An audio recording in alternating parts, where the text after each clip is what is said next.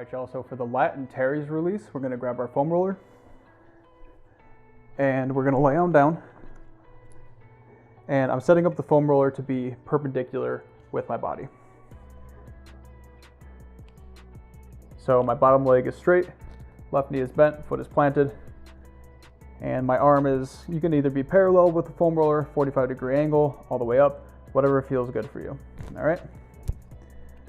So we can either roll up and down to assess. This alone can probably be pretty intense for a lot of people. What I recommend though is more or less staying stationary, and you can either do some micro movements up and down to assess, or you can rotate forward and back.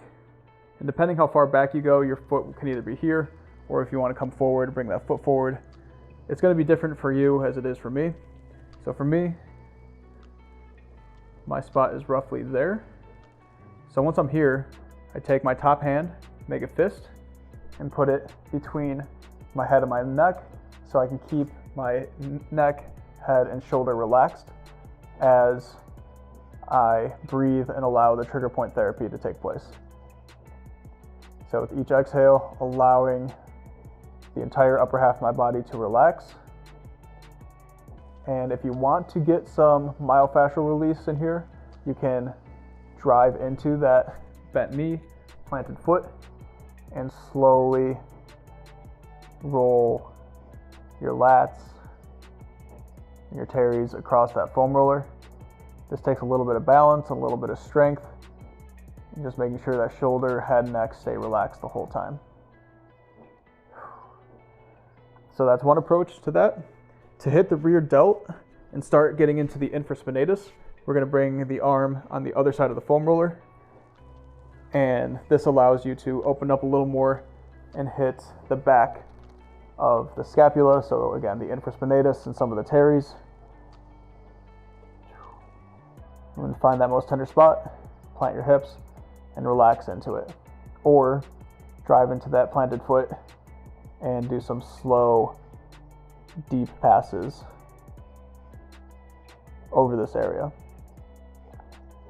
Now, a more advanced tool to help target all of that, which I recommend, especially if you're more advanced, you've been doing this for a little bit and you need some deeper release. It's called the Grid Ball X by Trigger Point. So this tool is actually my favorite tool for releasing the hips, but this is also a great tool for approaching that infraspinatus, that rear delt, and some of those teres. So these are all muscles that are very important if you have shoulder issues, especially lateral shoulder pain. It's not necessarily in the delt, it's in the muscles back here. So we're closing that gap with the arm. We're relaxing the head and neck on that hand or fist, and we're rolling around and we're looking for that most tender area, finding it, exhale, and relaxing into that massage tool. Once you do that for 30 seconds or however long is written in the program, go ahead and come on out and hit the other side.